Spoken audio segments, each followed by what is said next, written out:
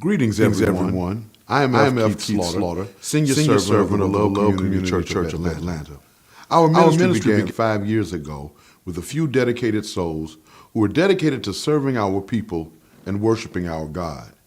We are a small church. However, since we began, we have slowly grown from a mere idea into a thriving, busy, and dynamic presence in the Pittsburgh community of Atlanta, Georgia.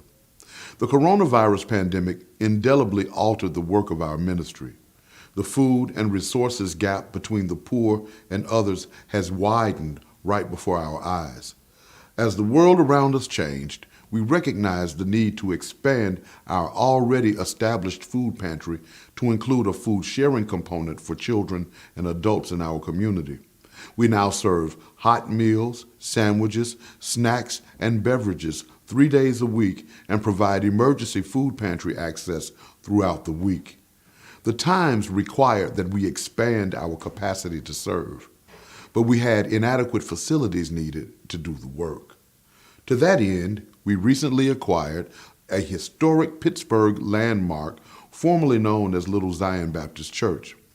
Our plan is to transition our food pantry and resource brokerage center, including a new day shelter component, into the Little Zion Annex of the Beloved Community Church. We need room to grow, and I need your help to make it happen. The food pantry will give community members and their families access to nutritious food in a clean and healthy environment. The Resource Brokerage Center will connect persons to information and benefits available to them, while the day shelter will create space for showers and personal care, cell phone recharging stations, and other help for our unsheltered sisters and brothers. So here's the ask. I'm asking you to be mindful and prayerful around your possible role in helping us to take care of some good people who need to feel the experience of human love, care, and compassion in the midst of their struggle. After considering the possibilities, I ask that you would share your best gift with us to help us renovate the building, put on a new roof, replace the damaged flooring, and rebuild the handicap ramp to make it a bright, healthy, secure space for healing and restoration to occur. I believe that this is good ground. Won't you help us by investing in making Dr. King's vision of the beloved community a blessed reality? You can help us by cash apping us at $the beloved community. You may also go to my website, Dr.FKeithSlaughter.org, and make a PayPal donation. But however you give, make sure you give to this good and worthy cause.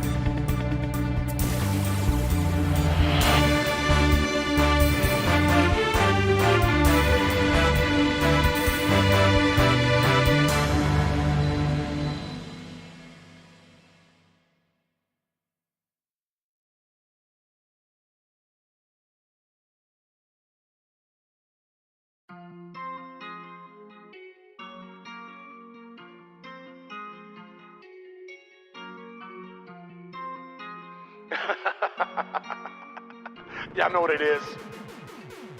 I can't sit at the seat of the scornful. Run away, run away, run away. Those wolves in sheep clothing. Come on. Run away. Take back what you stole from me. Compensate. They keep lying, man, and I can't relate. Run away, run away, run away. Mr. Slaughter D called me Trap Pastor. I talk slow, but you know I rap faster. That right. Hard rhymes, I'm as serious as cancer. Recognize you ain't a slave, you a master. Came here on the bottom of the boat. That right. Can't flow, so I had to backstroke. Coming up on the verses that I rode. Every day I slang hope, not dough. Black excellence, down with the team. Malcolm X's nightmare, Martin Luther's dream. Fight the power, can you feel what I mean? Like Rod Kim said, I'm a microphone fiend. Came south on a special invitation. Say a word on the current situation. No delay, no more hesitation. All you fist up, take your reparation, sucker. Y'all know what it is. I can't sit the seat of the scornful. Run away, run away, run away. Yeah, so I know something ain't right today. Come on, run away. Take back what you stole from me. Compensate.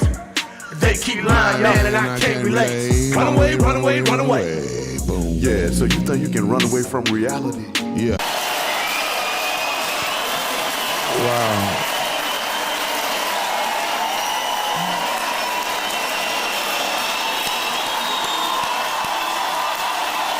Yeah. Thank you. Thank you very much. I appreciate it. And I deserve this. Greetings and welcome to another episode of The Situation with your brother Slaughter. Emanating live from the intersection of the trap and the track in the Pittsburgh community, the beautiful city called the A. Show brother, man. Welcome to this intentionally Afrocentric live streaming infotainment variety talk experience that I have the pleasure of bringing you Monday through Thursday. And man, we keep getting it because that's what we do. I'm the machine, trap pastor. I don't stop. I keep on moving, keep on getting it. I got a history of getting it. That's why I call myself the machine. Hell, I don't stop, man. And you know I ain't playing. Today is March 1st. The year is 2022. The double deuce. We are moving into the endemic phase of a airborne contagious disease called COVID-19. And we are inching step by step onto the precipice of a third world war. But you're still alive. And so that's enough, I guess, to give the Creator respect. No doubt. Oludumare, Olarum, Yahweh, Yah. Oh man, I don't know. Somebody. We gotta call on somebody, man. So, the House on Monday up in Washington overwhelmingly approved legislation that would make lynching a federal hate crime.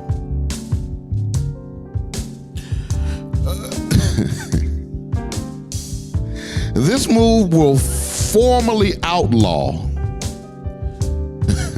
the brutal act that has become a symbol of the failure by Congress and the country to reckon with the history of racial violence. This is according to Emily Cochran, the New York Times. She writes, the passage of the anti-lynching bill named in honor of Emmett Till, yeah, it gets worse. The 14-year-old black teenager was brutally tortured and murdered in Mississippi in 1955. Came after more than a century of failed attempts. Lawmakers estimated that they had tried more than 200 times to pass a measure to explicitly criminalize a type of attack that has long terrorized black Americans. This bill was approved 422 to 3 and was expected to pass the Senate, where it enjoys broad support. So, The people in the Senate, or in the Congress, basically have decided. The House has already voted, and they're expecting the Senate to follow along.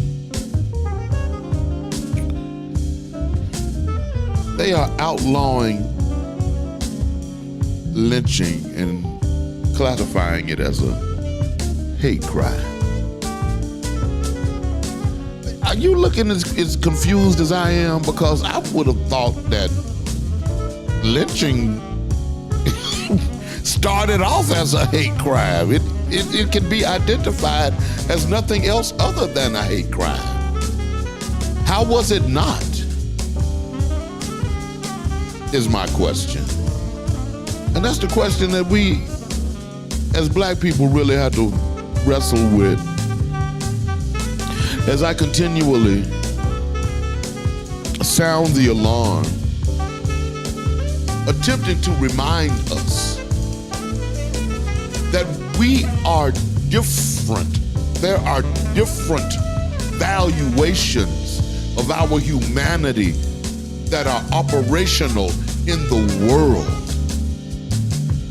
The people, and I mentioned this to you yesterday, brothers and sisters from Ghana, brothers and sisters from Nigeria, brothers and sisters from South Africa, Zimbabwe, other countries in South Africa who are studying in Ukraine, make it to the border at Poland, to the Polish border, and then they can't get out of the country because it's a Ukrainians first policy, which means white people first.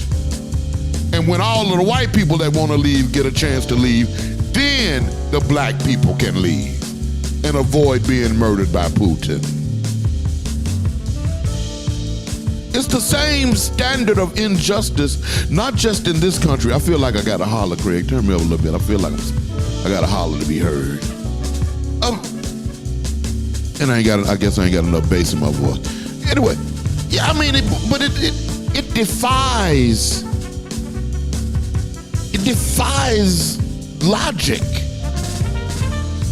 It defies logic that you would discriminate between people who are fleeing, who are merely attempting to go back home. It's like, no, we're gonna keep y'all in danger. So finally, lynching is a hate crime. And I hope they don't limit the definition of lynching to merely being hung. And if you ain't hanging from a tree, you ain't really been lynched. It ain't really a hate crime. What happened to George Floyd in front of everyone on national television? He was lynched. He was murdered by white people with an audience. And that's how they get down. And our level of outrage, I think, is just not appropriate for what it is that we're experiencing. You know, we got black people who get elevated in these different systems, these different governmental systems, these different corporate systems, and then they refuse to speak on the behalf of those of us who get murdered. Just because they finally made it to a space where they got enough face and name recognition to where by murdering them would really have to cause a real investigation. And so they kind of safe. But the rest of us, we just hanging out in the wind. We blowing in the wind. And at the same time, y'all, that these members of Congress have decided to make lynching a federal hate crime, at the same time,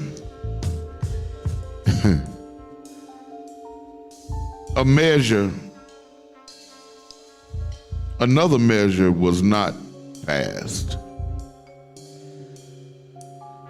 So the House vote came on the final day of Black History Month when House leaders also tried and failed to pass another bill that would bar racial discrimination based on natural hair and hairstyles, including cornrows, twists, and braids.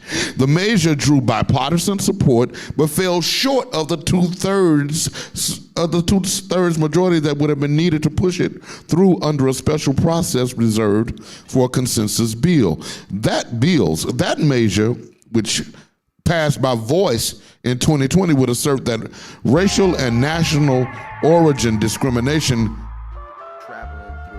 can and do occur because of long-standing racial and national origin biases and stereotypes associated with hair texture and style. Representative Bunny Watson Coleman, a Democrat from New Jersey and a champion of the legislation, urged her colleagues to support it, declaring that our natural hair is as innate a quality of black people as the presence of melanin in our skin. Nobody should have to sacrifice their time, their money, and their health of their hair for the sake of complying with racist standards of professionalism.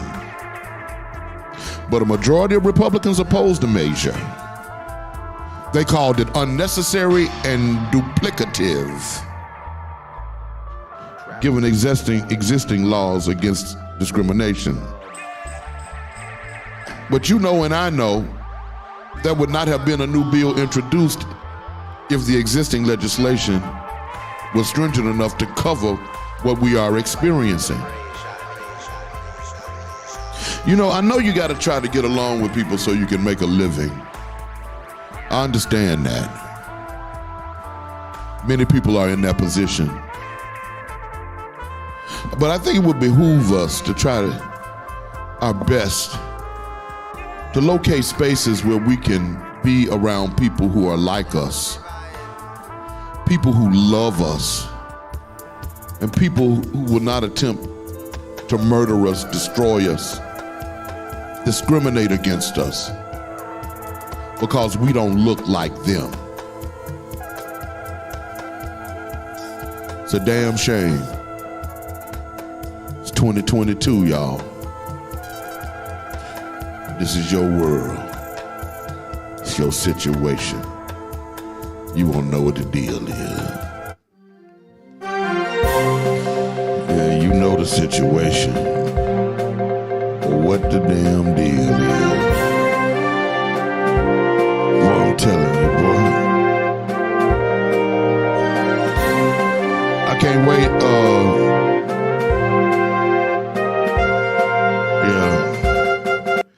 I can't wait till,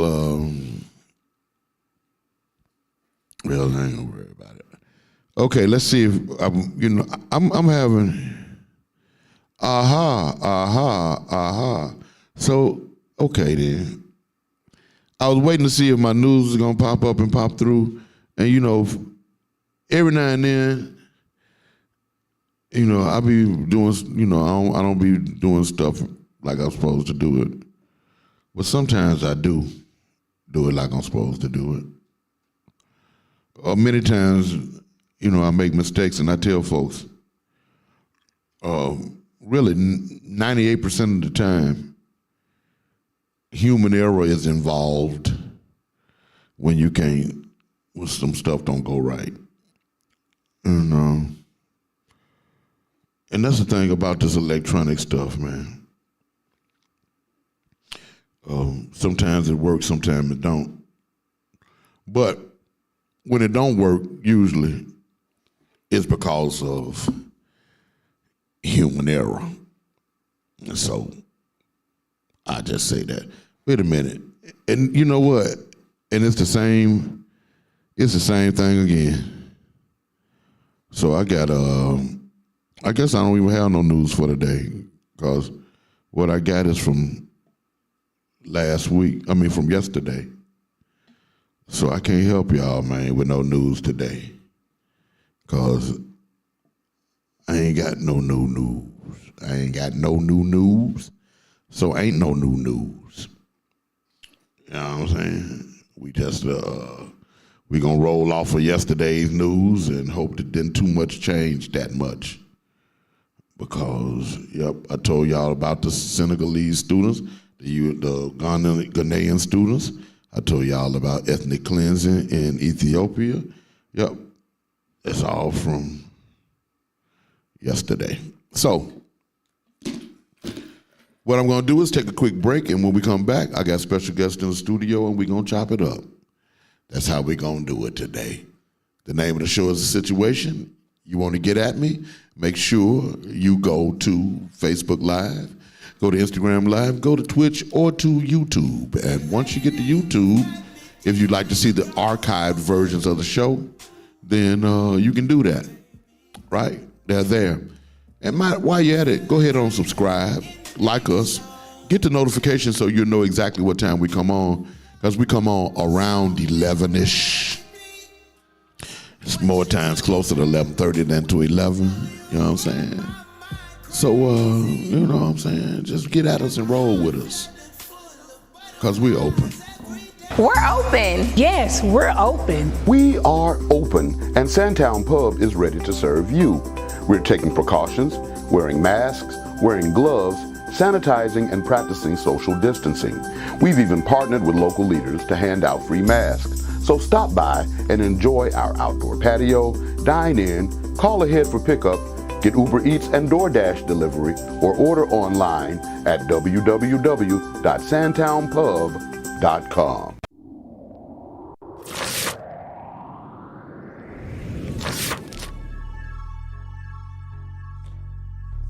Peace, family. It's your girl, Shelly Set with Sun Goddess Scents, your one-stop natural shop.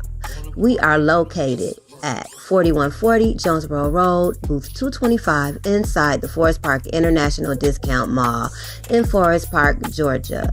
Come check us out.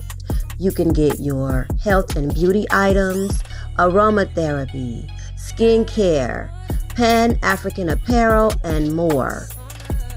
You can reach us at 404-434-7963 or sungoddess_scents on IG, or sungoddess.scents on IG, or Sun Goddess Scents like page on Facebook. Peace.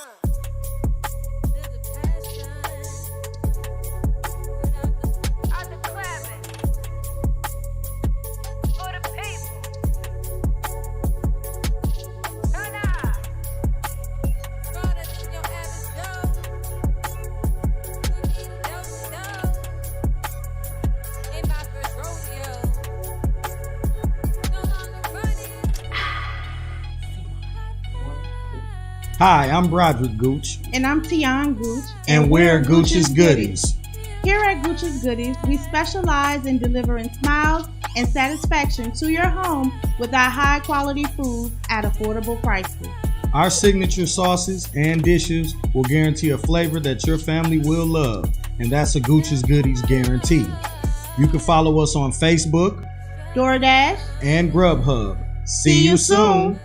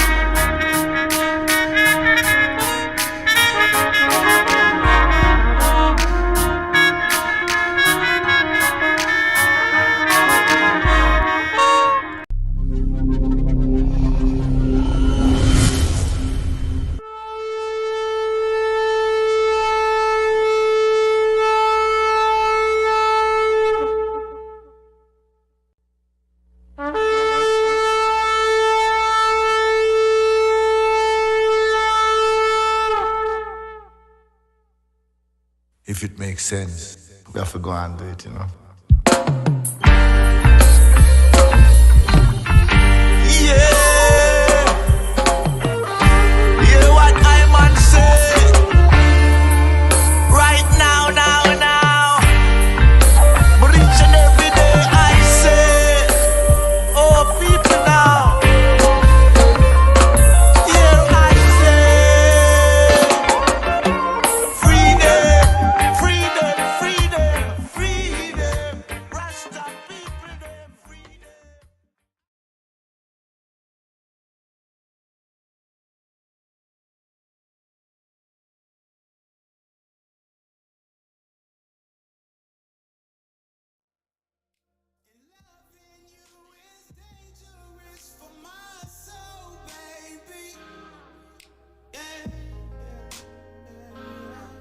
Said loving you is like damage to my soul.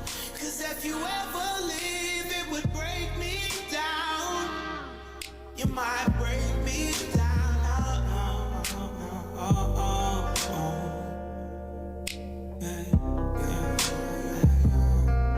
And baby, girl, your love's like wings of Red Bull. I take a sip of you.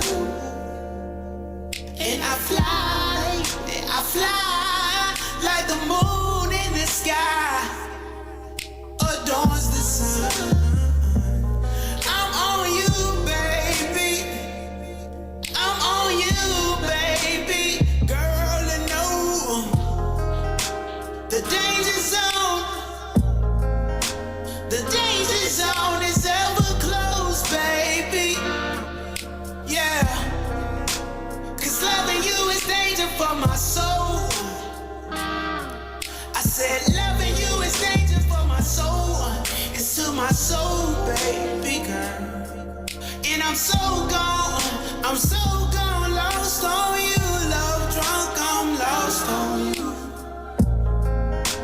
What you do, and what you do, baby, and you got my heart flattering full of butterflies, flattering around you like a wings Red Bull. And take a sip of you and I can fly like I'm sitting next to the moon, baby. Whenever I'm with you, I feel alive, baby.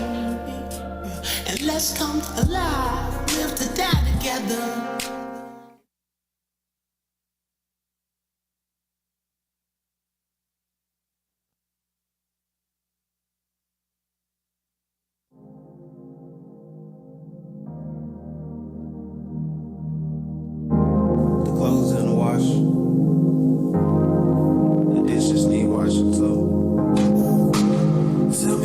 On your mind, would you talk to me, girl? Is there any way I can get closer to your heart? Is there anything you would like to let me know? Is there anything you would like to tell me? I know it's like every day is like a fight between you and I. Fight for your heart and a fight for mine. Feels like we're drifting apart. You tell me you don't see it, but baby I see it. I wish that you would talk to me, girl. Tell me if there's anything I can do. I wish that I was more of the man that you need me to be, baby. And I feel like I'm in the dark at times. I feel like I'm so far from your heart at times. And I just wish you would talk to me. I wish that I could read your mind. I wish that I could feel your heart. I wish that I could be more of the man that you want me to be. But all I can do is be me. And you be you, baby. Girl, I'm here for you. I want you to know, baby, if you need me for anything, I'm down for you. If you want me for anything, just tell me what I have to do. I want you to know, baby, that you mean the world to me, and I wish that I could be more of the man that you want me to be, girl. Can you talk to me? Tell me what's on your mind. Sometimes I feel distant from you. Sometimes I feel like I'm alone, left in the dark, and I'm waiting for you to call out. And baby, I need you. Wish that you would open up and talk to me, girl. Could you talk to me, baby girl? Tell me what I need to do. Tell me how to get closer to you. I wanna wake up closer to you. Talk to me, baby. I wish that I could read your mind. I wish that I could feel your heart next to mine. You know, if there's anything I can do, there's anything I can say, there's anything I can do. Can you talk to me? Tell me what I have to do. Tell me what I need to do. I think I'll know what I have to do.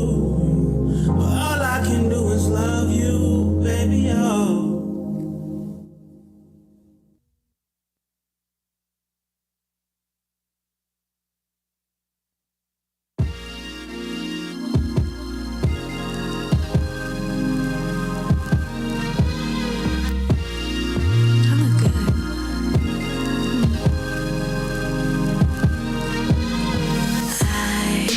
Feel like being bothered tonight.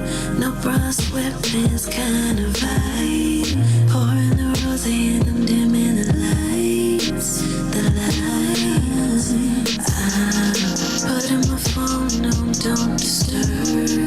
Burning the incense just to fill the room. Tonight I'ma be my own mood. What up, though? Who that, J Muse? Who that? Somalia? Okay, she's singing low. She was, now it sounds like Somalia. She was singing too low. What up, y'all? Welcome back to the show, Slaughter Situation. Hey, man, I'm up here making it do what it do. It's Fat Tuesday, they say. And Mardi Gras. I ain't never been to Fat Tuesday. I ain't never been to Mardi Gras, ever. Maybe next year when I turn 60, I'll be old enough to go and get wild out. You know what I'm saying? They're gonna be asking me to show my breasts, you know, and I'm gonna show them. You know what I'm saying? That's what they need from a brother. You know what I mean? Hell, I flex on them. You know what I'm saying? Before I go to New Orleans, I'm gonna do me about 15 or 20 push-ups over the course of about 2 or 3 days, and I'm gonna be flexy and pumped up. You know what I'm talking about? So, my guest for today is a young man that's real interesting to me, and we're gonna get into some conversation. He's an activist and entrepreneur, podcast host. He's the founder of the Smart Foundation. He prides himself on being a difference maker in the community, whether it's on the front lines of protest or if he's merely helping out the less fortunate. He's creating organizations and brands that promote unity, education, and positivity. And his ultimate goal is to make a positive impact on the culture. Ladies and gentlemen, sisters and brothers, please put your hands together for our dear brother, Scotty Smart. Thank you for having me. Thank you for having me, sir. That's why I be asking so I can do that. You know what I'm saying? Yeah. Sound good. Sound like somebody important. Yeah, well, you are, brother. You know, I was thinking about another tagline for this show because this is like the dopest show you never heard of. Okay. That's the main tagline, but also another tagline is, you know, what I do is I interview ordinary people who do extraordinary things. Okay. You know what I'm saying? Like and that. so the people who who are on this show, everybody may not know them and they might not be a household name in the world, but they are important people who are making a mark on the culture and are doing things to push blackness and black people forward. So it's just more. It's more important. You more important than anybody that they ever had on Fox. Well, up. You've been on Fox. I have a couple times. You've been on Fox. What is it like? Well, let me ask you this. Let's get some foundational stuff in. Okay. So talk about Scotty Smart. Where you from, dear brother? Scotty Smart. I was born in the Bronx, New York. Moved here when I was about 7 years old to the west side of Atlanta. Greenbrier Apartments, Continental College Elementary School. Yes, sir. Yes, sir. Middle School. You don't get no swattier than that. Right. So, I'm a product of... That's deep SWAT. Damn, boy. That I'm a child of Southwest Atlanta. Yeah. Cascade Youth Organization, Adams Park. Yes, sir. I grew up in that environment. And then as I grew older, I was a person that really just understood what was going on a lot of times and continuously just grew into what I was until I developed to who I am now. It's been a long, long journey. I can't really just summarize it in that time frame, but I went from doing party promotions. I've engaged in some illegal activities. I've lived the lifestyle of a young black male in America, and so I try to bring that perspective into a political conversation occasionally and have a seat at the table for us. That's interesting because it just makes me think what I've done is live the life of a young black man in America until I became old. It happens. It happens fast, too, when you say that, a black man knows exactly what the hell you're talking about. Exactly. You just flow and you move and you handle what you can handle. Trying to survive. Based upon what the opportunities are. Sometimes we do well with opportunities. Sometimes we squander them and we keep on moving until the next one comes and you do what you do. Keep bumping our heads until we figure it out. Yeah, and and that's just what the fuck we do. It's okay, it's all right, and it's good, and you can make, as you say, positive contributions to your people, even if one does not travel conventional routes to success. Definitely. I think that's the biggest thing is tear down those stereotypes of what we should be doing. Yeah. You should be doing what you are doing. Right. You don't have to fit someone else's mold of what is perfect or what's right for your life. Yeah. I used to struggle with that as well. I had this like my third time growing my locks. People, when I was about 10, 15 years ago, folks was like, oh, you're holding yourself back. Yeah. You're not going to be able to get a job. And I was feeding to that. You know what I'm saying? I wasn't strong enough in who I was to really feel like I was accepted just yet. So we all struggle with that. Yeah. Trying to be something that really isn't who we are. Yeah, no doubt, man. So I'm just trying to knock down all the stereotypes for us. It's good because, some of us have to sacrifice, getting knocked down in order to open doors for others, in order to create space for other people to walk in liberty and freedom. Sometimes, we have to sacrifice ourselves. And generally, it's the work of the few that benefits the many. And so it's important, I think, to have people, because nothing changes. Nothing changes if everybody just goes with the flow. Exactly. Okay, it's cool.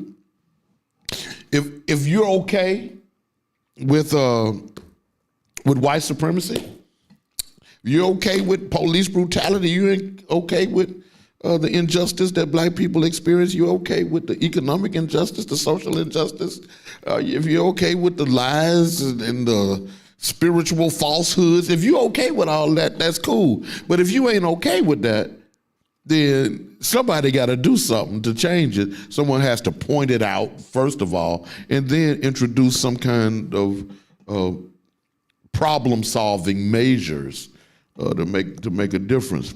So you grew up in Atlanta, black man, young black man, at the SWATs, moving and grooving.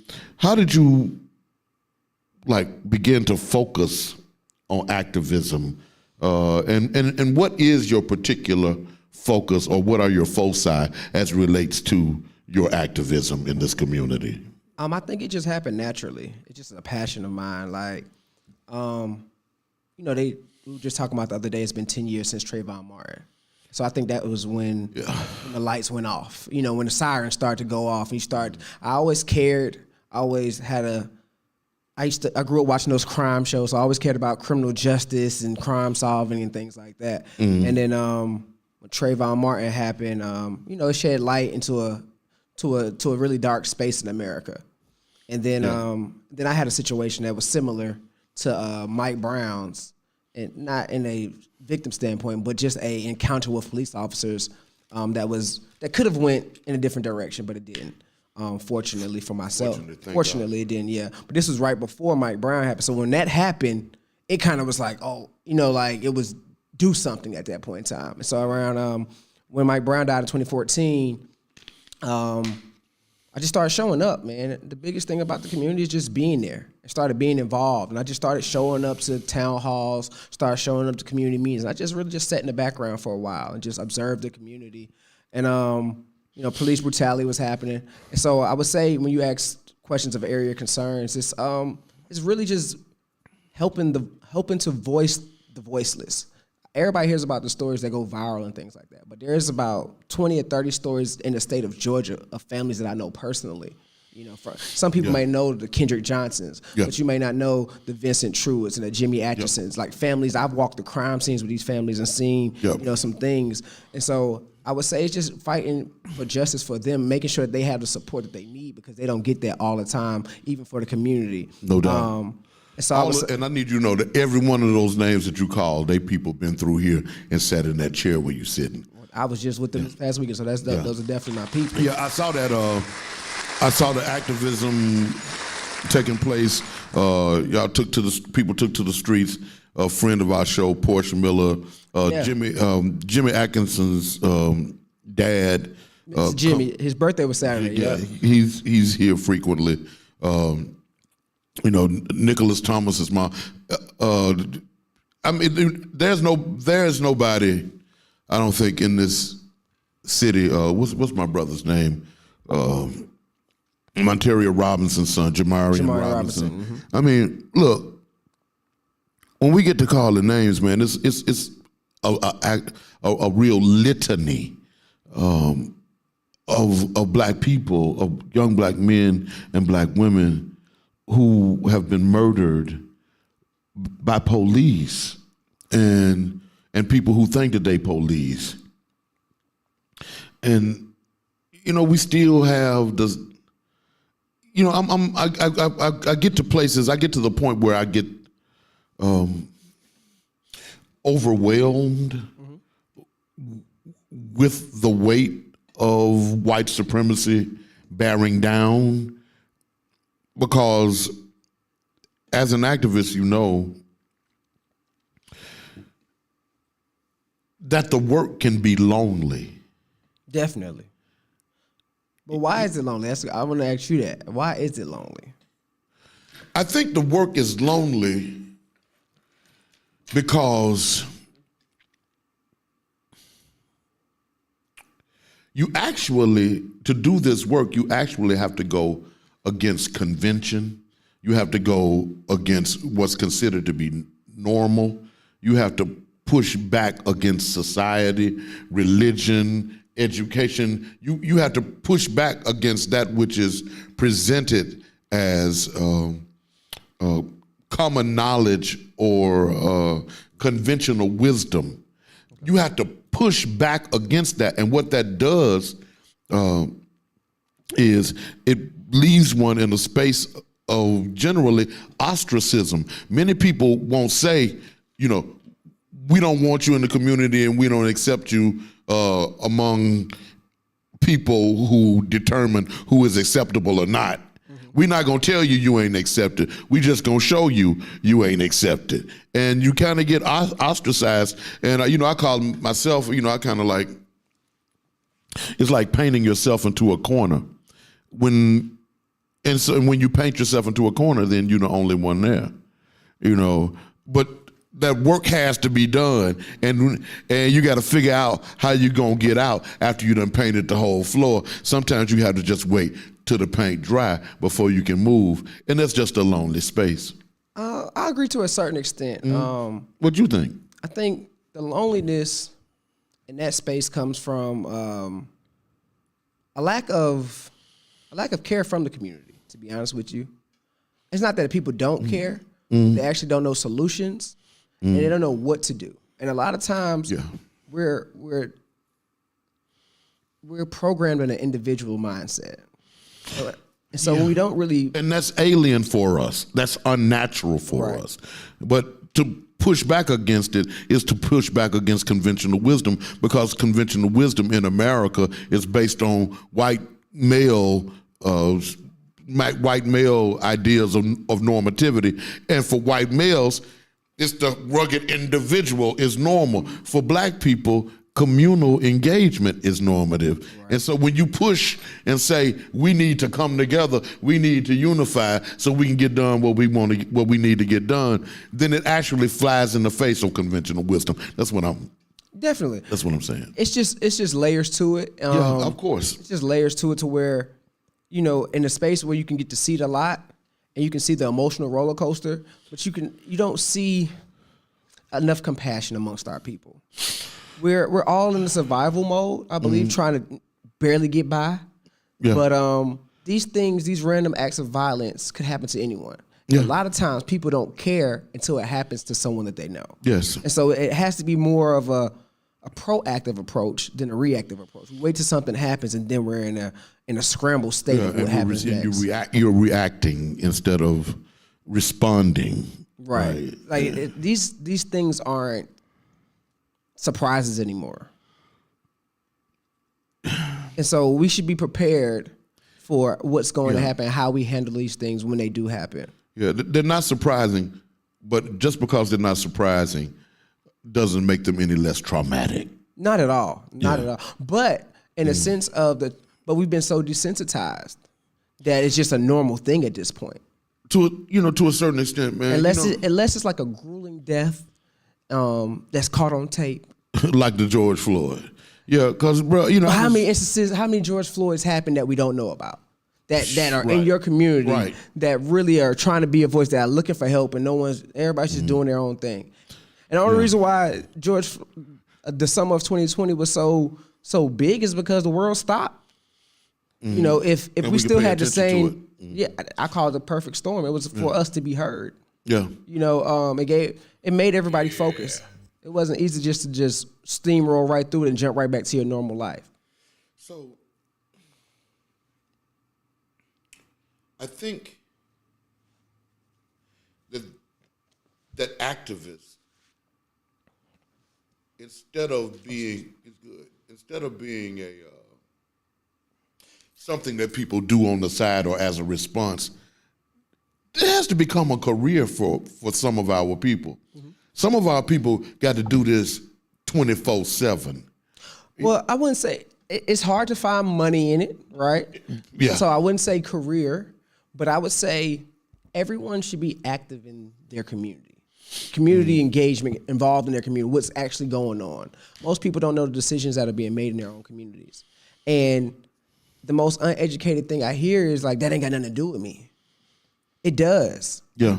Regardless of if you want to sit in a town hall meeting or really care, these decisions about your community are being made with or without you. So you can be uneducated and uninformed and want to take your ball and go home, or you can be a part of the process that's actually affecting your life. And I think that's where the political education comes in. And that's a part of what you try to help people understand. Yes, come to an understanding of where they are, where they stand as a community member, and how they tend or stand to benefit or to be harmed by policies that are created. Right, because when we look at it from the beginning, like you said, we're looking at a problem, right? And it's police brutality, it's racism, it's white supremacy. But where do we draw the line and start saying these are solutions? You can't just continue to complain without really sitting down and saying, okay, well, if we do this, then this affects this, that affects that can actually potentially change that. So it's more than being at a protest and having your fist up. It's about understanding policy. And yes, and I agree with that. However, that is not to suggest that solutions have not been offered, over the damn millennia, over the century. I mean, over the decades. The problem of oppression is not a new problem. Correct. The problem of white supremacy is actually millennia old, even though people, some scholars, talk about the idea of whiteness being created in the 17th century, right? My research doesn't lead me to that conclusion. I think that in even in the biblical text, you can see white supremacy being expressed when you see, these conversations about the Romans, and then they don't say nothing about the other people, which means the other people are black people, and the Romans are white.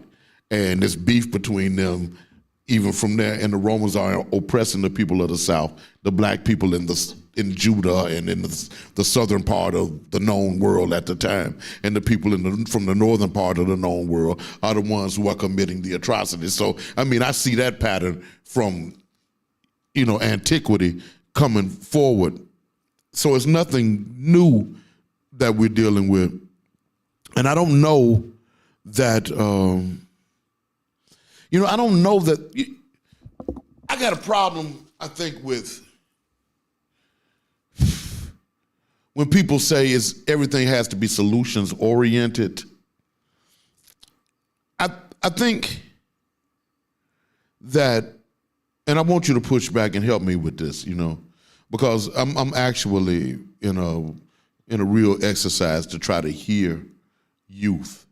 I want to hear youth, and I want to make space for youth to lead and to introduce ideas and solutions. I just wonder if the concentration on solutions, which quite frankly never seem to come, does the reality that those solutions that are offered are either ignored or not implemented, does that have the ultimate effect of desensitizing and actually causing a sense of defeatism and fatalism? Definitely. In people? Well, I think it does carry a sense of hopelessness, right? If you've been promised something that hasn't been working for you, right? Mm-hmm. But in what sense has it not been working for you? At what level do you understand the solution, right? Because, for instance, I mean, we know the solution to police brutality. It ain't like it ain't been introduced. But what is it? The solution is attach the murder that they commit to their pensions. Cause them to have to pay the survivors, whoever they murder, the entirety of their pension. That'll eliminate it. But who's the ones that's going to vote on that? Not you as an individual. Right. So what local government person do you have in that position that can give you that voice? See, in the state of Georgia, right? Yeah, we love to always flip the state blue. But if you go to there's 4 levels of government, and most of the time we get caught up in federal government. That don't got nothing to do with us. Like we complain about Joe Biden and all that all day long. But when we get to state government, city government, and county government, we don't know those players who are supposed to be our voices, right? Case in point, I heard you speak earlier about the voting bill, the lynching. Of the 400, I think it's 400. How many? I think House members is it 425? I want to. Something like that. 425. 3 of them voted against the lynching, right? One of them from Georgia. We should know who that person is. We should hold that person accountable. We need that seat removed. Well, you know who that probably was. It was probably Marjorie Taylor Greene. It was George Lynch. I just wrote it down. I was actually, because I'm writing a book on it. And actually, I'm using this example is a perfect explanation of Andrew Clyde. Okay. And what part of the state? From down south or up north? I believe it's the North District up in Gainesville. Okay. But see, again, when we dive into that, when we have to get to the core. You see what I'm saying? Yeah. We have to be able to remove those seats and understand. All right, then we have to research how long has he been in office? Who were the people who ran against him? How many votes did it take him to win? All these things provide a solution. That's political analysis, and that's ought to be a arm. One of the focuses or the foci that we use in order to get toward justice. But when one suggests, and there's a rationale behind why Black people tend to concentrate on federal government as opposed to others, because federal government, the only protection that Black people have ever gotten has been from the federal government, and that's been scant, if at all. But and we talking about going back in history to the abolition of slavery and Reconstruction. If there were not federal government protections, the state and the county and the local governments were not providing any protections whatsoever.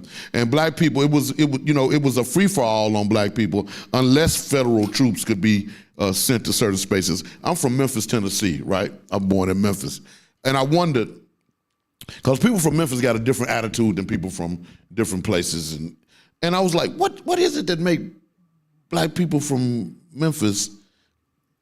We've always been people who would defy whites. The first neighborhood, the first planned community ever built, specifically for Black people, was built in Memphis, Tennessee. There was this way to this understanding of how to tap into government and how to get things done for the community where Black people reside. How did that come to be? Well, the way that it came to be was that the federal government set up military base in Memphis. Like, I've been down to his office and everything. It's a good friend of mine who does great work, who's about this work. And that's the thing. Those are the pivotal seats where you get in. Right. And then you can create a change. But we're not, a lot of times we're not even at the table. Well, okay, so Antonio's at the table. Yeah. All right. But I had Micah here the other day, and Micah is saying, okay, Antonio stood up the other day and he voted against some measure. I think it was about adding money for extra police in Buckhead or some shit like that. Okay. Antonio voted down. Everybody else voted up. Everyone, except him.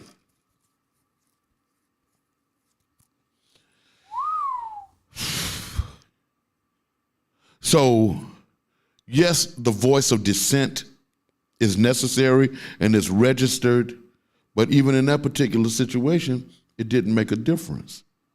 Of course not. One vote's gonna make a difference. Right. But how over time, who do you know that's on that council? Who do you know that you can hold accountable for that? Who is actually showing up? What are the polling numbers looking like in their district? I bet you most of the voting people are 50 and above. Probably 65, that put that person in that position. So you have an 18 through 40 crowd who only 10% showed up to vote in the local election. So you want to be boisterous about it. You want to have an opinion, but you don't want to put your opinion in a place that actually matters. So you want to get on social media, you want to hassle and say things aren't changing, but you're not a part of the political process when only 10% are showing up at the polls. So that seat is supposed to be a representation of its constituents. So therefore, the other 12 or 13 people a part of council should be held accountable. You have to go look at their track record of what they've been talking about. Same thing with Andrew Clyde. He's the same person that was who's been on Trump's side the whole time. These political figures who have very, very low voter turnout in very popular areas, heavily Black areas, but we're so misinformed about what matters. So we'll sit here, we'll show up. When they say show up for federal elections, we had the biggest turnout in Georgia history. Cool. Right. The state is blue, but that really doesn't have any resolve on what happens in the state of Georgia. Yep. And the state of Georgia, even though the senators might be blue, but the state of Georgia is still red. By a lot. You go down to the state capital, and you feel like you're in a whole different world. Yeah, no doubt. And as long as you got the governor that you have, and I mean, let's be honest, even at the next governor, or whoever, the next governor who could be a black woman, who's to say if there will really be substantive change, because this black woman is known to be a quote deal cutter with Republicans. That's how she rose to become what was she, the chair or the president of she was in high leadership in the Georgia legislature, right? Well, that isn't because she was a firebrand that was standing for black issues. No, it was because she was a deal maker and a collaborator with others, and so she was able to come across as quote successful because she was able to get legislation passed, even if that legislation might not necessarily have benefited black people. And so, it's the same thing with our new Supreme Court nominee, the new Supreme Court nominee. Her track record is one of being a person supporting issues that benefit white people more so than black people. So even if we get black people in these spaces, I think that something happens. And I think it has to do with money and access to power. Of course. I think that people, once they taste it, become not even that. You don't even have too many people that's actually, most of the people who get in power that are black people aren't from our communities at heart. You might have a middle class kid get there, or you might have the diverse one that had the quote unquote black friend that makes it. A lot of just use of trickery and subterfuge that has to be cracked open, and the sunshine has to be let in to kind of fumigate some of this just putrid rottenness that's part and parcel of the political process. Unless you super down, you don't even know when the deadline is. They don't post the deadlines to run for shit. They don't post the deadlines for when you have to propose legislation. Why? Because they don't want us to be a part of the process. Exactly. Because the process wouldn't roll like they want it to roll if we did. So it's about self-education. And then you take that, and let's bring this other piece in. Georgia, Texas, and those are states that immediately come to mind, have gerrymandered districts to the point where they create districts that have majority whites in every part of the state, and don't create any districts that have either majority or even the potential for black people to be able to have any kind of power, because the votes are dispersed and not concentrated in the space. And they've been able to pull that off as a direct response to the numbers that got out and voted on the last election. They have, but because they have those seats. So you have to be in a position of power to even overturn that.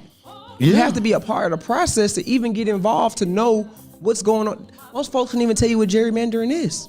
Right. So it's about self-education. It's about us being involved. We spend so much time on social media, and we have access to so much information right now. I don't think we can continue to make excuses for ourselves. We can't have a victim mindset. We've been victimized. We've been traumatized. We have. But in order for us to overcome and to where we're trying to go, we have to have strategy over emotions. Well, you know what? I tend to agree with that, but I don't know. I think the whole thing at the end of the day is going to have to be like a Putin-style intervention. You're going to have to blow up some shit and tear some shit down, because, I mean... Well, who's willing to do that? I've been hearing that for 8 years. At one point or another, when it makes it to critical mass, people will. And it's going to be, I'm probably going to be gone. It's going to be y'all. It's going to be your generation that says enough is enough. My generation just wanted a seat at the table, right? But your generation is going to be the one that has to say enough is enough. You know, yeah, those who came before me got a seat at the table. That didn't change anything. Right. Now now we won't change, and it's gonna have to come from you, because people of my generation got comfortable with just being able to send their children to college. You know, just being able to have their children to have an opportunity to work in corporate America. I mean, it was little stuff that was just unattainable in times past that black people were soothed by. And so that's going to change as we go forward, and your generation is going to have to lead that. Definitely. You know, we did what we could do. We did what we could do, and we might not have even done our best, but we did what we could do. It's a challenge.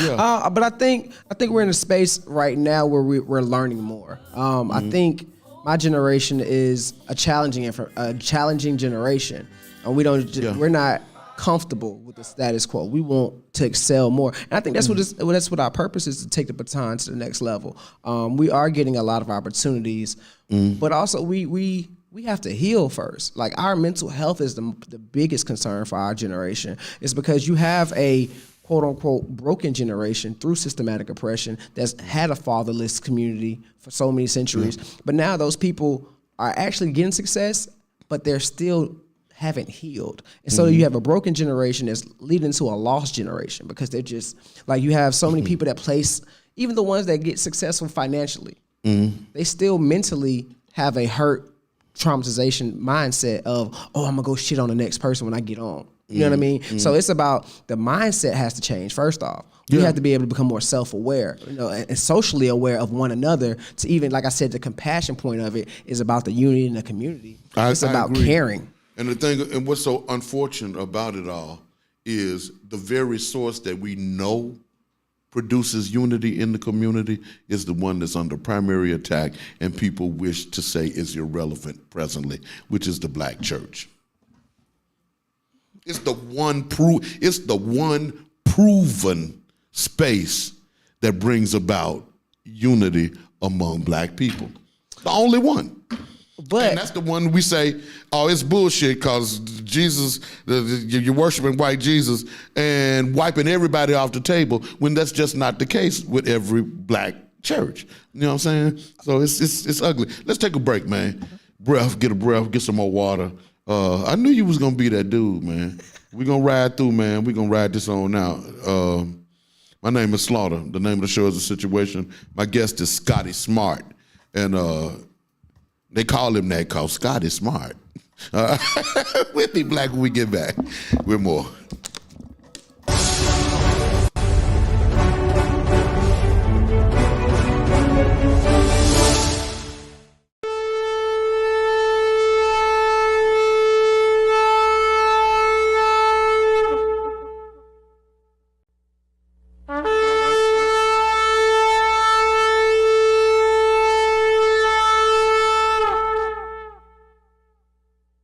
If it makes sense, we have to go and do it, you know.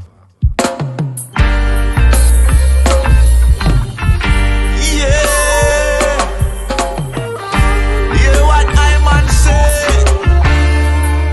Right now.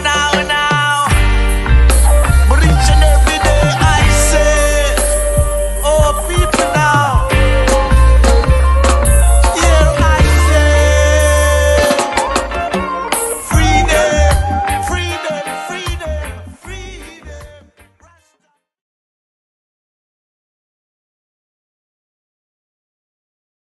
We're open. Yes, we're open. We are open, and Sandtown Pub is ready to serve you. We're taking precautions, wearing masks, wearing gloves, sanitizing, and practicing social distancing. We've even partnered with local leaders to hand out free masks. So stop by and enjoy our outdoor patio, dine in, call ahead for pickup, get Uber Eats and DoorDash delivery, or order online at www.sandtownpub.com.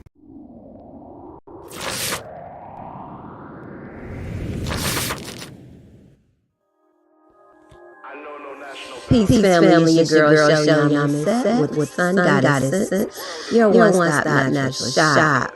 We are located at 4140 Jonesboro Road, booth 225, inside the Forest Park International Discount Mall in Forest Park, Georgia. Come check us out.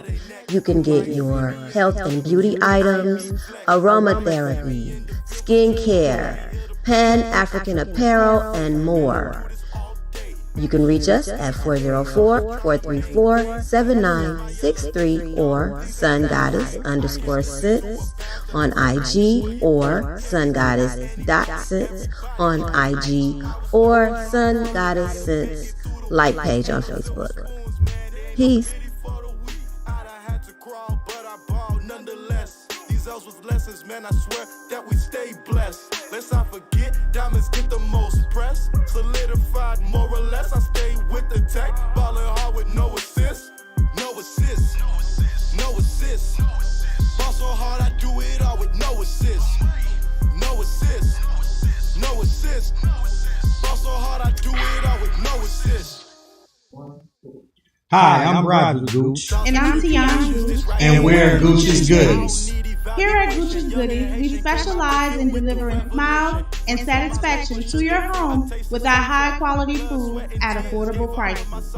Our signature sauces and dishes will guarantee a flavor that your family will love, and that's a Gooch's Goodies guarantee. You can follow us on Facebook, DoorDash, and Grubhub. See you soon.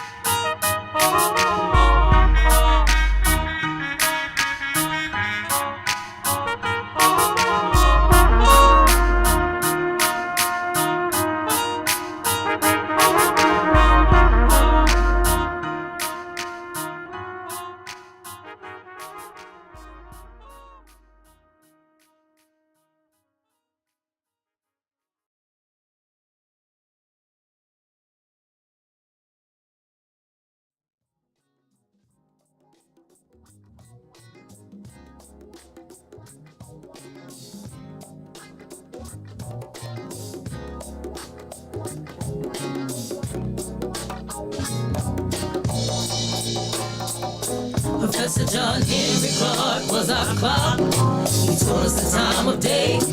He was our compass, pointing out the way.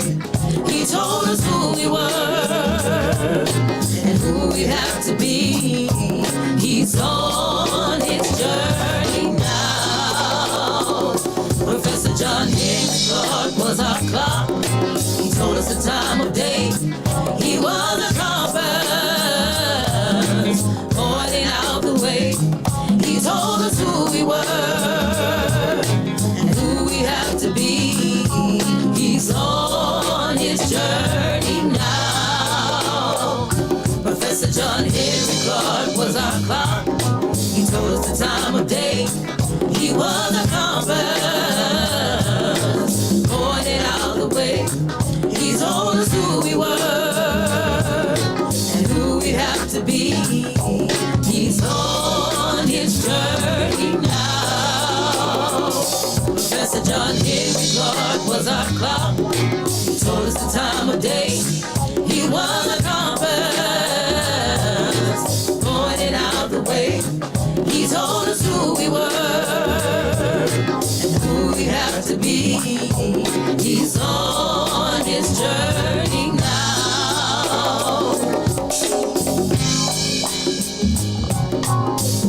Dr. John Henry Clark is a Jegna among Jegnas.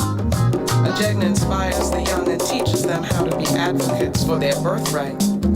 A Jegna is a warrior who loves his people. Being a Jegna is an awesome responsibility, and it takes genius, special African genes. Dr. John Henry Clark is the Jegna who teaches Jegnas. We look to him for knowledge, for guidance, for clarity, and for accountability. He is the model that we use to shape our characters, to determine our actions. As an ancestor, he protects our people. His voice is the voice of the eternal warriors. From his pen comes the eloquence of Africa. Dr. Clark did not teach dogma. He trained us to expose dogma. He trained us to ask the questions that will lead to new questions and to new concepts based on reclaimed and renewed values of our African heritage. Dr. Clark has powerful ashe. Ashe is life force, it is inner power, it is vital energy. Dr. Clark's ashe gets stronger and stronger as we continue his work. His ashe always warmed our hearts, especially young Africans seeking self-knowledge. Dr. John Henry Clark is validated by us, by his people, by his history. We don't know him because he has been acknowledged by the enemy, by Urugu. We know him through his love for us and because he lives in us. We know him by his works. His ashe forces us to hear him, to honor him. He is a guardian of the race, a keeper of the word. Dr. Clark tells us who we are and who we must be. He is our special connection to Ma'at, Ashe. John Henry Clark was our clock. He told us the time of day. He was a compass, pointed out the way. He told us who we were, who we have to be. He's on his journey now. He infused us with a passion for Pan-Africanism and put us on the road to ideological clarity. As a new generation, we must honor this great man, and by doing so, we honor the best part of ourselves, because an ancestor lives in us. He told us that we needed to have a concept of ourselves as a nation, as a world African nation. And it's the youth who must lead that nation. History is a clock that people use to tell their political and cultural time of day. It is also a compass that people use to find themselves on the map of human geography. History tells of people where they have been and what they have been, where they are and what they are.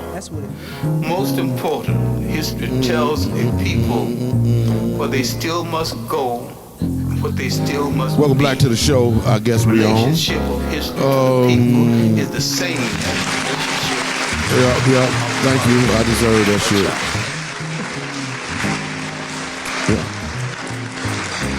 Yeah. I deserve every damn applause I get, but I think that was probably for Scotty Smart.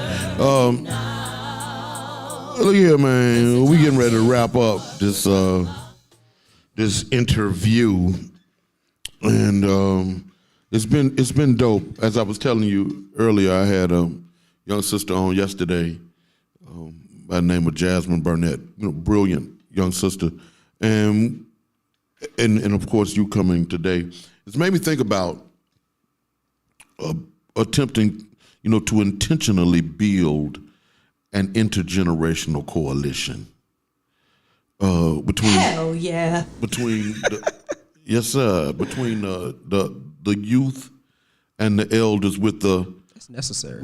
With the, you know what? I don't know what we gonna call it. When we gonna do it and when we gonna start it, and when we gonna have the first meeting. Because we need to. I mean, we need to not talk about it. We need to just do that. Yeah. Since we know that is what needs to happen in the community. And I don't know. You have to probably lay out some guidelines and say, okay, you're gonna have 4 speakers from the old heads who get 3 minutes apiece, and then 4 speakers from the young lions who got 4 minutes apiece. or whatever, and we just lay some ideas out, and and like say you meet once a month and you put an issue up, and you say let's get the best ideas from both. I hate to say both sides, but from both perspectives. Yeah, from both perspectives, and let's see if we can synthesize something and come up with some plans of action. I'm a super team player, man. Like I'm for that. I'm for everybody getting on board, everybody playing a part, everybody playing a role, everybody just doing a certain thing to help us move forward. I think it always benefits us if we get in the same room and we can have conversation with a listening ear. You can't come in there thinking you know everything, right? I think that's the most uneducated person in the room is the one that thinks he knows everything. So I'm always willing to listen to different perspectives and different knowledge from experience that people have had and see how we can use those possibilities to team up and overthrow some things. I mean, and change some things. But I think it has to be that way. We were talking offline, I think, about, just the mental hygiene of black people. And, I've written about, and I continually research in the area of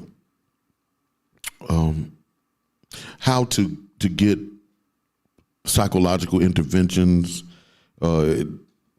for people who are not going to go sit in a little room with a therapist, right? And I call it street therapy, and it's what I've been kind of practicing and what I attempt to teach, and it's what I do during the worship hour, 11 o'clock on Sunday morning. What I suggest and what I have suggested and theorized is that that's the only time when black people voluntarily gather. It's the only time when black people voluntarily gather. And if that time was used more wisely, then that's the place and the space where we can get the work done that needs to be done in order to get change to happen. Right. That's why I believe that there's this undercurrent in our culture that attempts to downplay and to devalue gathering under, quote, spiritual auspices. But I mean, you don't have the Haitian Revolution if people didn't gather under spiritual auspices. You don't have it. It doesn't exist. You don't get the civil rights movement if black people don't gather under the auspices of spiritual authority.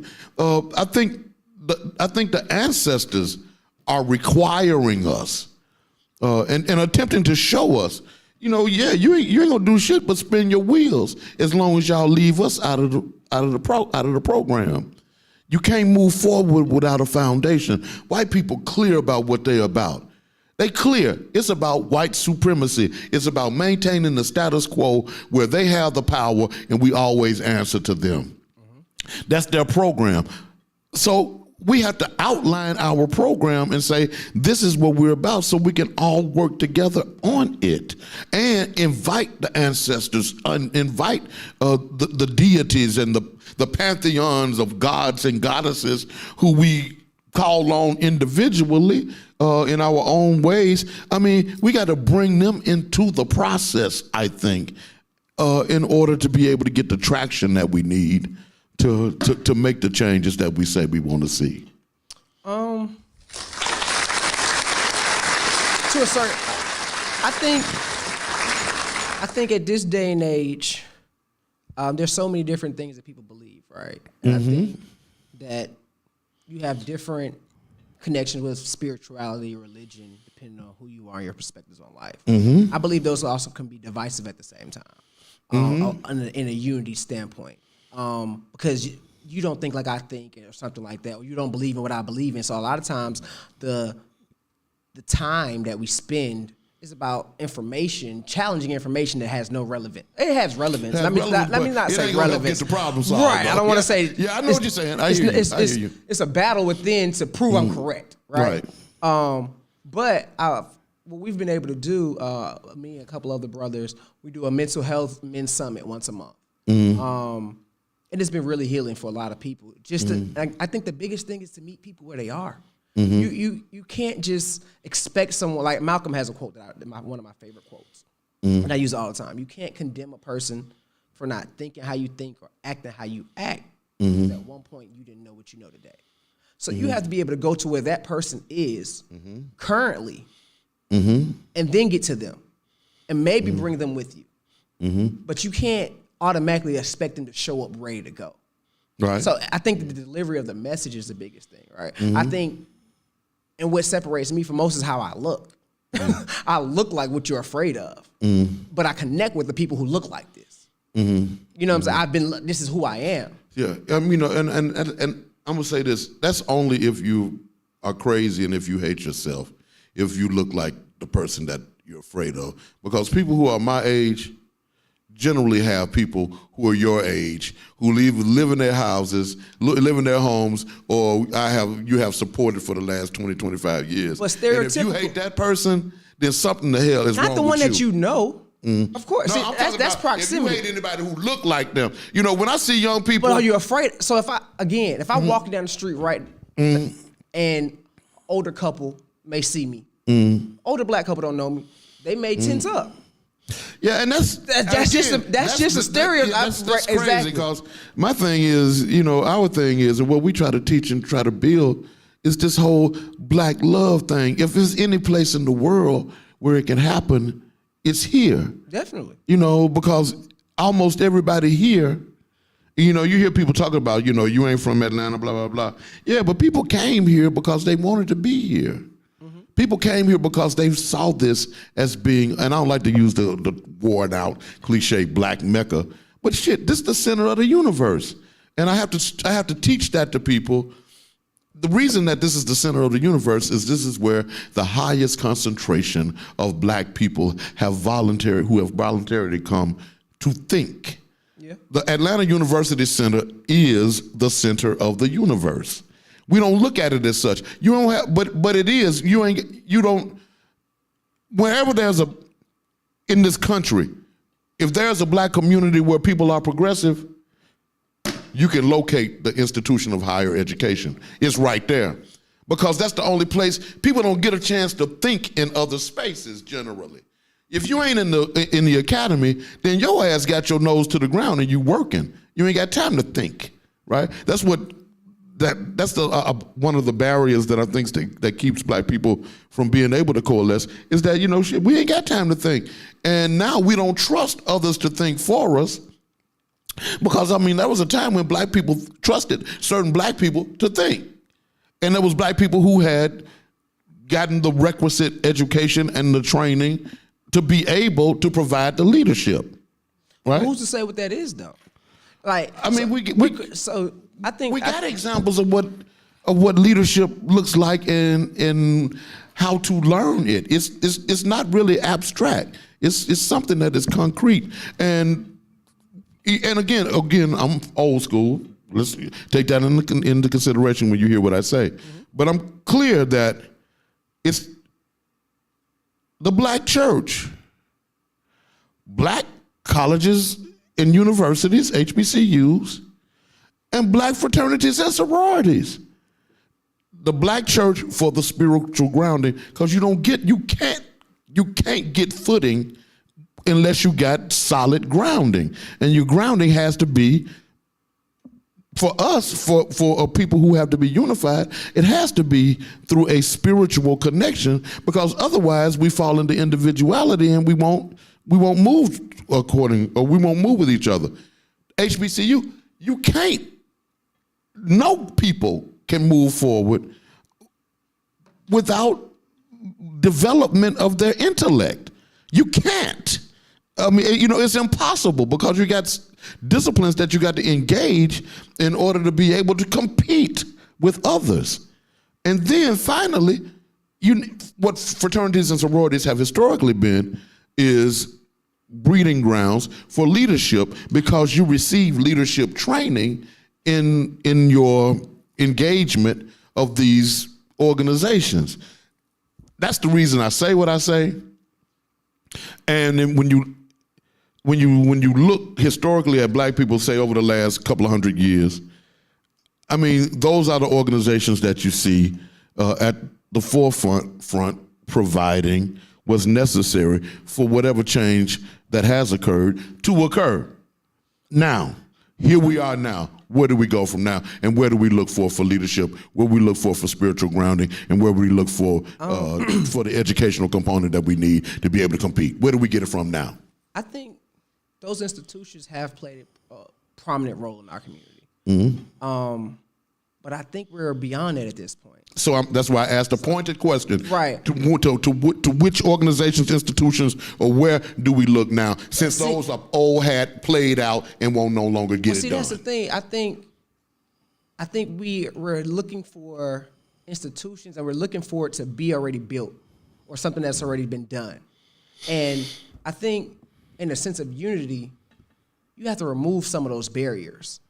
You have to remove some of those ideologies and some of those mindsets because they can be divisive as well. Because for myself, right, for me to be in the position I am, I'm not any of those three things.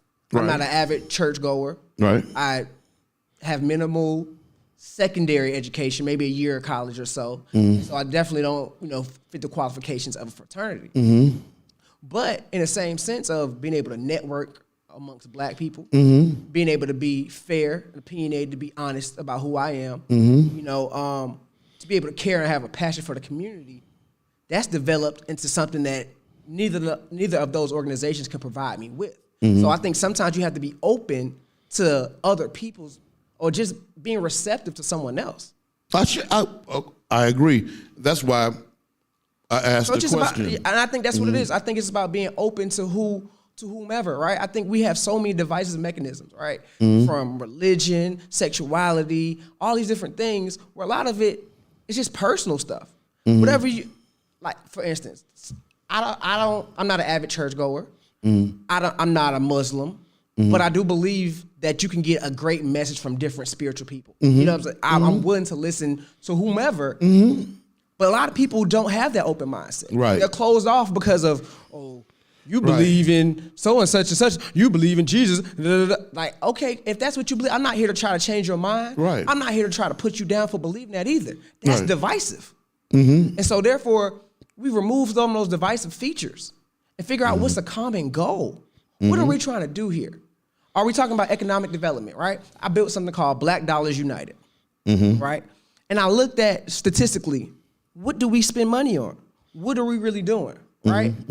If we took a minimal effort, you ain't got to do a lot. Everybody you know has a subscription to some type of streaming app, right? A Netflix, iTunes, Hulu, Spotify, all that good shit, right? What do you invest in your community? A community development fund. You're not willing to give $10, $15 to your community without asking who it's going to. But when it comes to entertainment, you throw it away because we spend $2,000 on entertainment before we spend $1 on education. But bust this though. Bust this. The church is that. That is what the church is. That's what the church has historically been. It's the place where we invest, and then you invest in that place, and that place invests in the people. That's the model. That's the model that has us sitting right here, right now. So then, and it has and this I could be show wrong. here, and it's created this platform. It has to be able to. But where are the results from that, right? Like, what results would you like to hear about? For instance, right? You say everybody pays tithes, right? No, they don't. At the church, no, sir. Everybody at the church does not pay tithes. No, sir. Well, let's put it in. I'm not going to say that. People kind of pool their money in this space. Okay. What do we do with the money that is pooled? Correct. We buy the food to give to the people, 100 to 120 families every Sunday for the last 6 years. That's what you do. But check this though. Well, what else? We build another facility down the street so that people who are unsheltered can have a place to come during the day so that they can get the quality services that they need. Two things you just mentioned, right? What? You mentioned that you're giving great public service, right? Like I feed the homeless once a month. We try to make sure people who are less fortunate do have things, right? And that's great. But are we building opportunities for them to get out of those situations Yes. where they need that money? If you interrupted me, I was going to tell okay, you my all bad, of the my bad. services that are offered there. We're resource brokers. Okay. We are resource brokers. Okay. We connect people to the opportunities that they need to be able to come up in their own situation. That's what I'm saying. We're looking for new stuff when what we need already exists. And people have to be willing to invest in my view, people got to be willing to invest in what we've already seen work. But so my question to you is, why do you think there's such a disconnect with this generation from the church? I think that white supremacy is doing the job that it should, that it's set up to do. I think that our young people have been seduced into seeing themselves as individuals and seeing themselves as being disconnected from the historical community. And I think that white supremacy targeted our youth, in particular, to create this divide and this disconnect. And I think that it's gone over the heads of those who they targeted. That's what I think. You asked me, I told you. Damn. My bad. I think white supremacy be working. See, they don't take no damn days off, bruh. They don't take no days off. So this is the thing, though.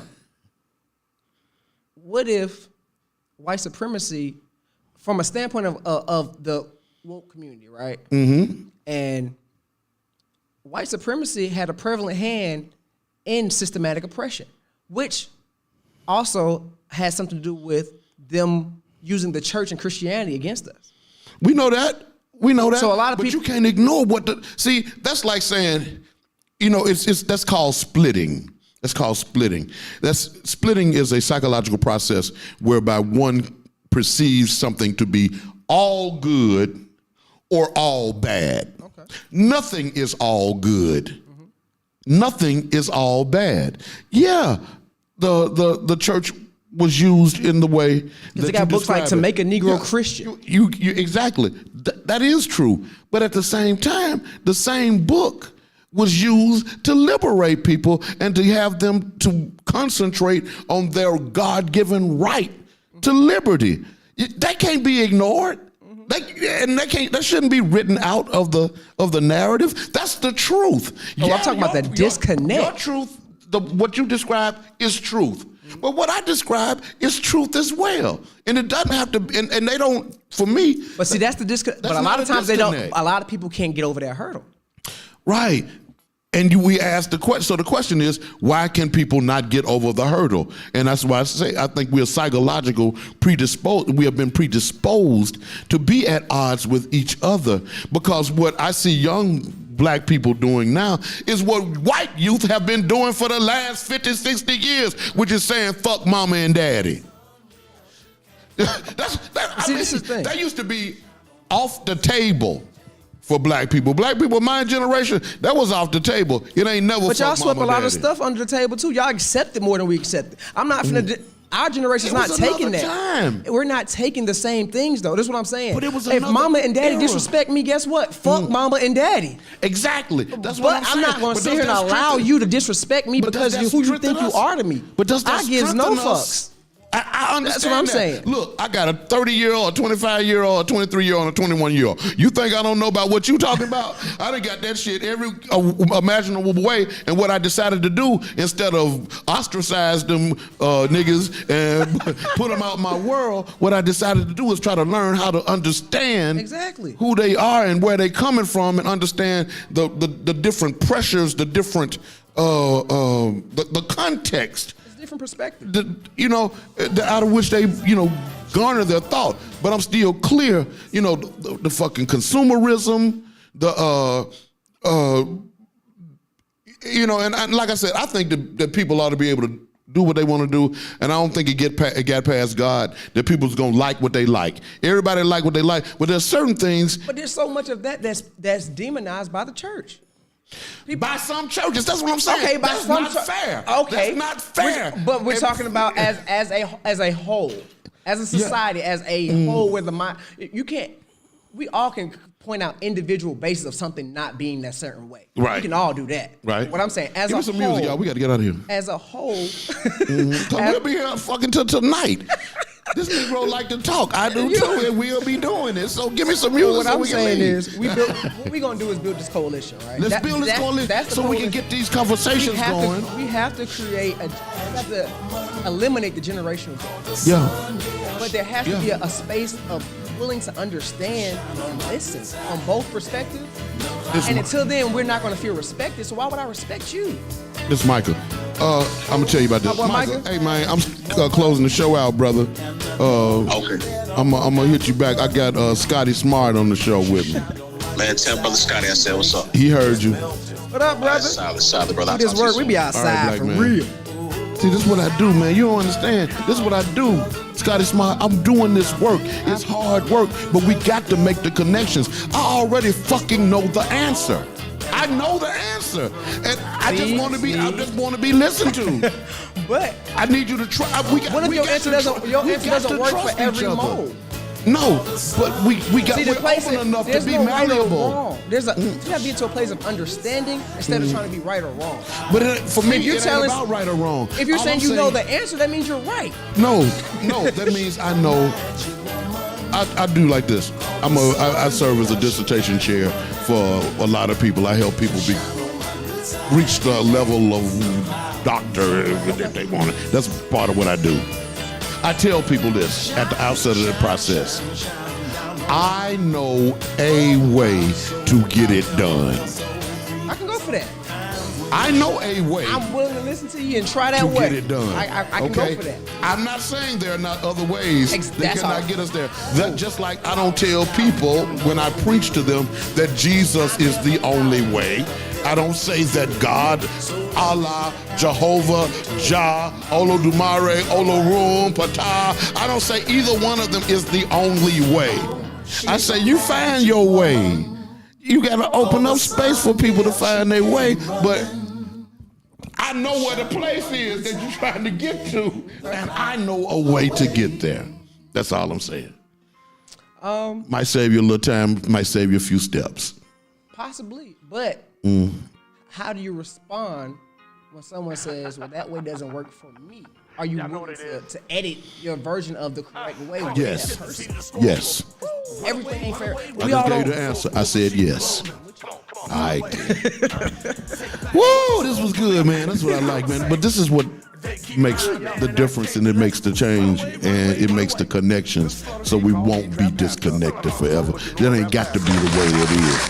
That don't have to be like that. You know what I'm saying? It's just communication. It's a lack of communication. It's just like SCLC and SNCC. They did the work to pull the generations together. Ain't no civil rights movement if children don't go into the streets and sacrifice. Most of them don't understand how it affects Old folks old folks was on the first 2 rows. And the other 100 rows, it was all young people. It takes the energy of the young people, but the experience of the elders. We have what I want to know. And it works off of mutual respect. That's all it takes. Mutual respect. A lot of times we don't feel respect. I understand, but I'm saying. I think white folks set y'all up for that bullshit. Anyway, I think y'all fell into it then. Well, y'all fell into it then. And I don't think that y'all know that white folks manipulate y'all. Fell into. We learned it from y'all. Us. But white folks manipulate y'all too. They just got it. They's more slick with that shit with y'all, man. I think they gave it to y'all and y'all passed it down. I think y'all missed the play on helping us get to the next. Y'all were okay with being comfortable where you had nothing. Right when you started, right? You got a little taste of, you got a little sample. You got a little sample, but you ain't get no meal yet, right? You ain't got no meal. You ain't even got a whole full course meal yet. You're right. But so therefore, it became a disconnect. The process stopped. We got comfortable. We had, they like us. They accept us here. We can go shop with them. We can go drink from the same water fountain. Cool. Okay, that's no equity. You wanted to be. You're absolutely right. We have no equity. You're absolutely right. We still hold the same. We own the same amount of the company this country that we own. That we. No sir. Had in 1865. No sir. We own less. Even worse. We own less now. So what I'm saying is we have nothing without financial equity to build. Unless we're building more job opportunities, unless we're building more black-owned businesses. Some got to, I mean, again, the only way this shit gonna work, and we can talk all we want to, as long as they taking a third of everything that we work to get, we ain't gonna never catch their ass because they're using our own money to oppress us. And again, a third of what you earn goes to them to operationalize oppression against you. But can I ask you this question? What? That's a third, right? How in depth are we with our spending, with our discipline of spending, right? Last year, they had when they were trying to do Turn the music up again because he's getting ready to recrank. When last year when they were trying to pass the bills to keep us from voting, voter suppression bills, right? Mm-hmm. There were companies that are lobbying for these bills, big companies, Delta, Coca-Cola. We're spending money with these companies, right, continuously because we don't have financial discipline. And we're funding our own systematic oppression by supporting these companies that are funding the legislation of Republicans. Just like we do the NFL, just like we do everything else. We got to stop. We brainwashed. We need to shake it off and get real and get healed. And I think, you know what I think, how we get healed. I ain't got to tell you. Gotcha. All right. Man, it's time to get out of here. Peace to the Archbishop and the Holy Family, to the Blow community I love so well. To my video engineer, Craig Migley. To my crack research team, AC in the place to be. And to the man in the box,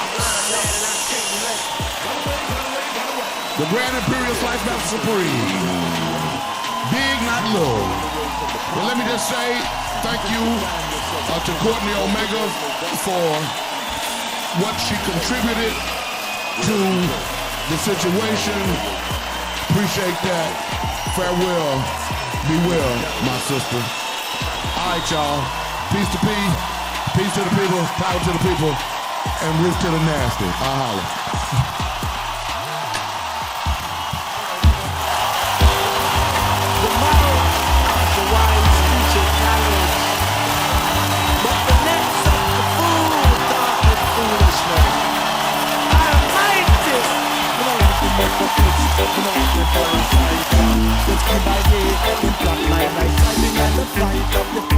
Sufferers. Jah know them a backstabbers. Jah know them a bloodsuckers. I can't take them vampires, cause I'm a free up fighter. I am a free up fighter. I am a free up fighter. I am a free up fighter. I'm fighting for what is right. No, nah, give up the fight. Fighting for truth and rights. Up full in a Jaja side. Fight, we have to fight, we have to fight. Fight, we have to fight with all we might. Fight, we have to fight, we have to fight. Fight, we keep out all them parasites. Cause I'm a free up fighter. I am a free up fighter. I am a free up fighter.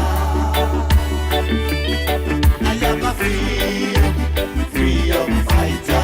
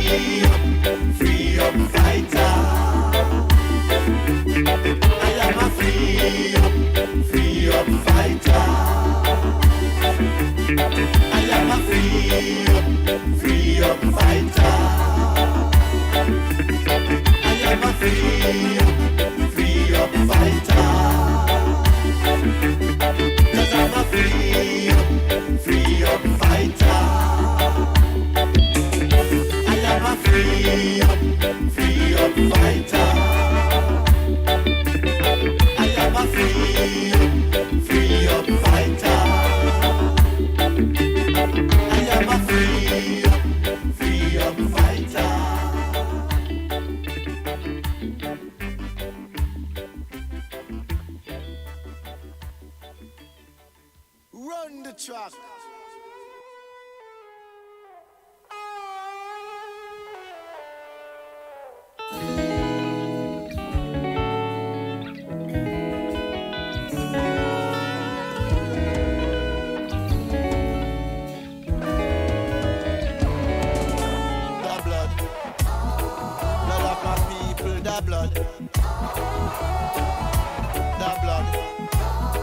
Blood of my people, the blood. They have been shedding the blood of my people for a long time, a very long time, such a long, long time. I see the blood of my people is the lifeline, the substance of the beast. They have been shedding the blood of my people. They are sucking the blood of my people. Oh, it's the nature of the beast. Nature of the beast. Shedding the blood of my people. Sucking the blood of my people. Shedding the blood of my people. Sucking the blood of my people. The blood. Blood of my people, the blood. The blood. Blood of my people, the blood. They devise all kinds of weapons, then using them to kill my people. Some are famous, dangerous and deadliest weapons. ICBW, chemical and biological weapons, like AIDS and Ebola, weapons of genocide against my people. They're instigating strife and war among my people, setting up the climate for the blood to run. The blood have to run for the base to feast. Oh, it's the nature of the beast. Nature of the beast. Shedding the blood of my people. Sucking the blood of my people. Shedding the blood of my people. Sucking the blood of my people. The blood. Blood of my people. The blood. I cry. The blood. Blood of my people. The blood.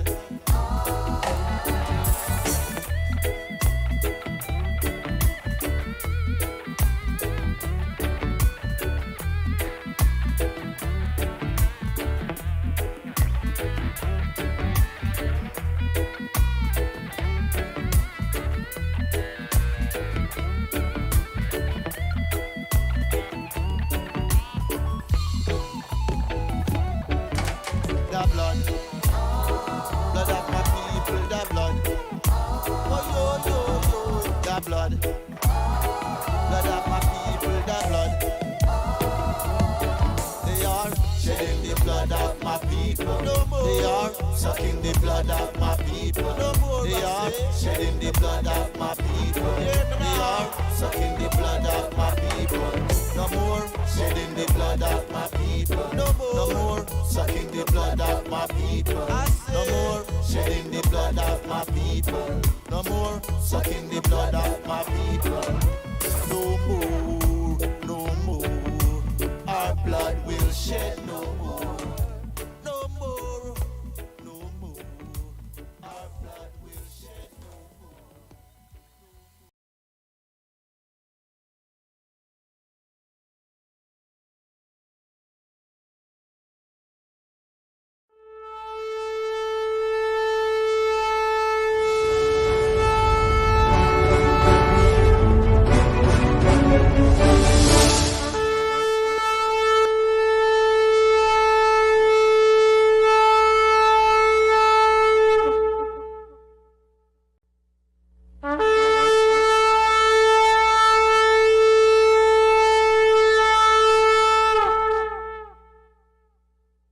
If it makes sense, we have to go and do it, you know.